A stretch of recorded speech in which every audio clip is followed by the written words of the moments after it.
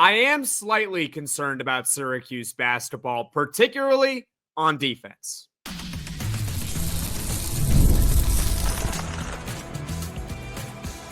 You are Locked On Syracuse, your daily podcast on the Syracuse Orange.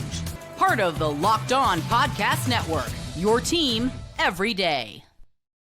Hello, everyone, and welcome into Locked On Syracuse. I'm Jackson Holzer, and thank you for making us your first listen of every single day here on the Locked On Podcast Network, where it's your team every day, and we are free and available wherever you get your podcasts. And on this week's Poll Friday, I had to ask you guys, what is your concern level for Syracuse basketball? Because yes, they got a victory in game one in their season opener on Monday against Moyne, but it was certainly not pretty, 86-82, and thank goodness for Chris Bell's defense at the very end, which ultimately saved the game for Syracuse because, man, it would have been an embarrassing loss had they lost, but they did not lose. They did hang on to win, but still, not the prettiest game by any means. I gave you guys three choices, okay? The first choice, relax. It's game one, right? They're rusty. It's a new team. It's a new season. Whatever excuse you want to throw out there, it's game one.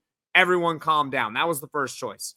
The second choice, which is where I fall into, is slightly concerned, where I acknowledge that it is game one, but it wasn't exactly the prettiest game one, so I am going to be slightly concerned about this team.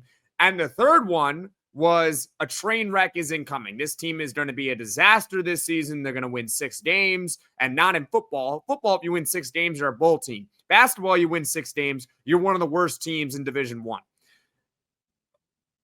Right?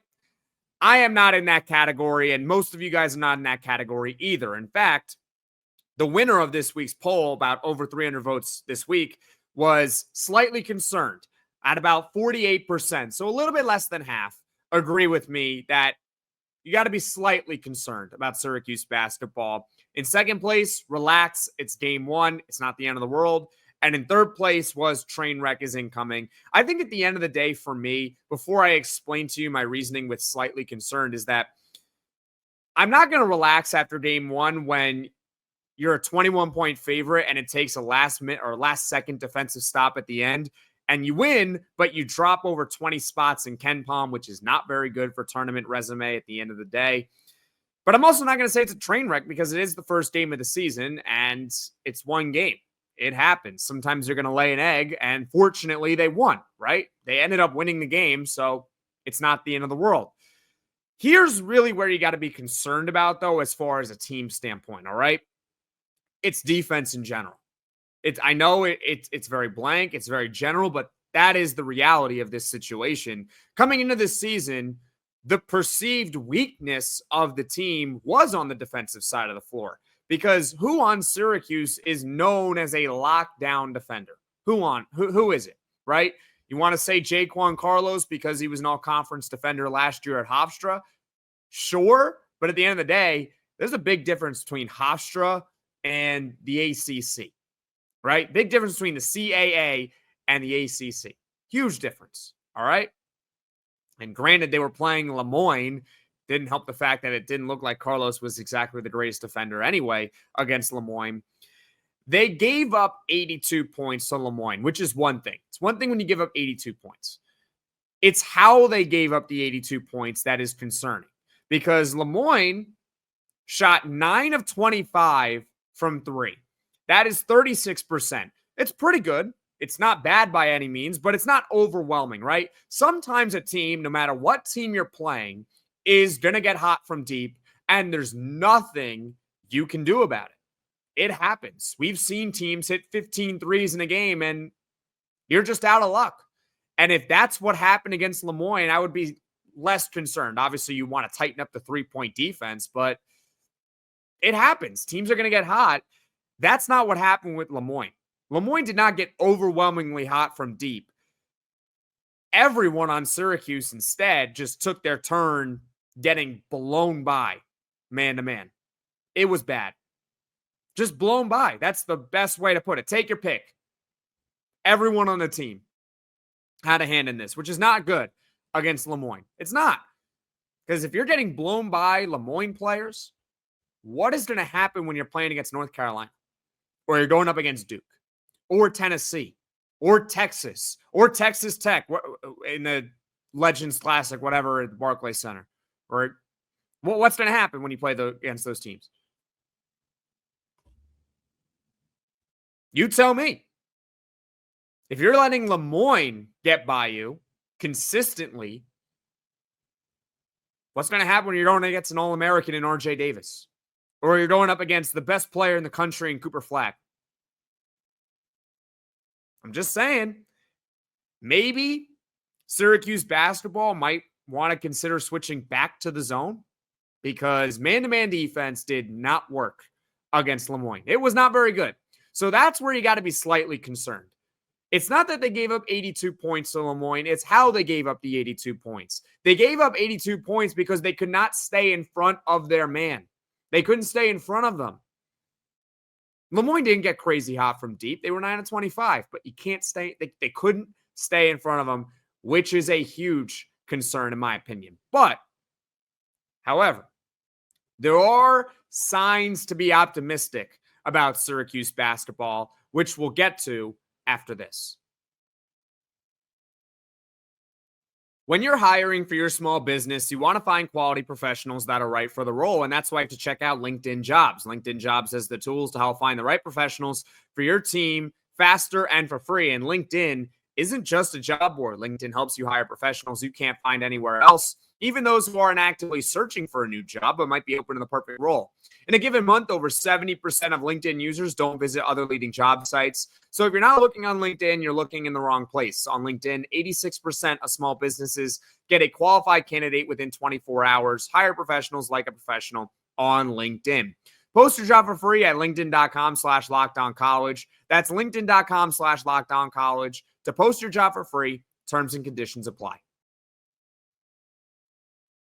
With Robinhood Gold, you don't need a silver spoon to eat up the financial favors of the 1%. Robinhood Gold allows others to get the rates and perks usually reserved for the high society. Now, the resourceful individual with Robinhood Gold can earn the very liberal rate of 4.5% APY in uninvested cash and be rewarded with a handsome 3% retirement boost on an IRA account. Robinhood Gold provides the privileges of a high net worth for any net worth. These generous benefits are now available for only $5 a month. The new gold standard is here with Robinhood Gold. Sign up at Robinhood.com/gold. Terms apply for product-specific disclosures. Visit Robinhood.com/gold. Investing involves risk. Rate may change. Gold membership is offered by Robinhood Gold, LLC. Here's where you should be optimistic regarding Syracuse basketball. Once again, on this week's Poll Friday, we're talking about the concern level for Syracuse basketball after its narrow victory over Lemoyne on Monday in the season opener, right? They got the win, but I am slightly concerned. I talked about why I was concerned on defense, but here's where you got to be optimistic. Offense in general, and we're going to spotlight one player in just a moment, but here's the deal. At times, the offense against Lemoyne, it looked kind of discombobulated, right? They came out with a lot of turnovers, but at the end of the day, they only finished with 11. But they came out with a lot of turnovers. It seemed like they didn't really know where to go with the ball. But here's the deal. They scored 86 points, okay? That's good. I think we'd all agree that 86 points is good, right? They scored 86 points, shooting 43% from the field. Not overwhelming by any means. They scored 86 points. They were 4 of 22 from 3, which is 18%. 4 of 22. So they didn't get crazy hot from deep. Lemoyne made 5 3-pointers more than Syracuse on Monday. Cuse went 20 of 31 free throws. Now, that's not good. That's 65%. But they still scored 86 points. They didn't get crazy hot from the field.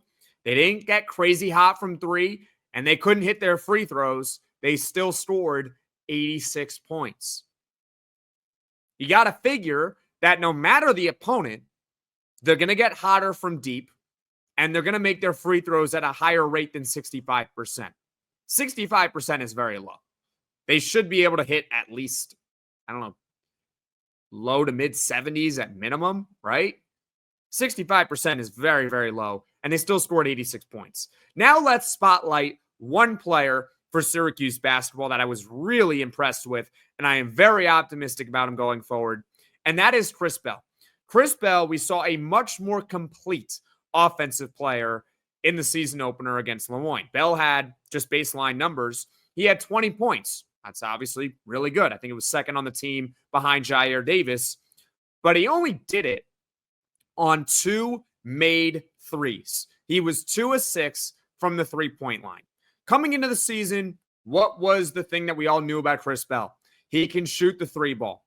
All right. He was 42% last season from deep. That was second in the ACC. But he was not known as a complete player on offense, and we know his deficiencies on defense. But on Monday, while, yeah, he had that one defensive play, he's still not great on defense. We did see on the offensive end a more complete Chris Bell.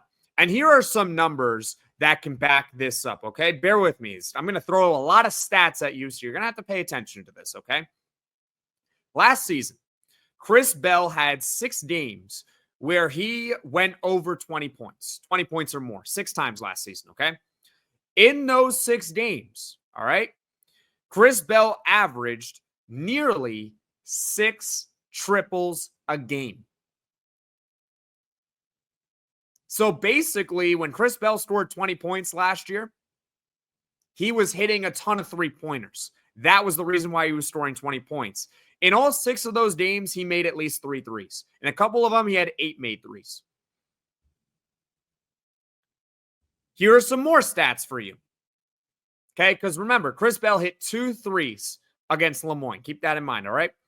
In games last season where Chris Bell hit 2 or less threes, 2 or less last season, he averaged 6 points a game. Translation, to summarize it all for you, last year when Chris Bell got hot, he scored a ton of points. And more specifically, when he got hot from deep, he scored a lot of points. When he wasn't hitting the 3, he wasn't scoring. But on Monday, he scored 20 points on 2 made threes. What's going to happen when he has a game here or there? And it's going to happen where he hits 5 threes, 6 threes, 7 threes, even 8 threes. He might lead the team in scoring this season if we see this Chris Bell going forward. A Chris Bell that's not totally reliant on 3-point shooting. I thought he took a very positive step. So overall, I wouldn't be worried about Syracuse basketball's offense. In fact, I would be encouraged by it because they didn't play particularly well and they still produced at a high level. And Chris Bell is only going to get better as this season goes on. All right. So that is it for this week's Poll Friday as far as concern level. But don't click away just yet.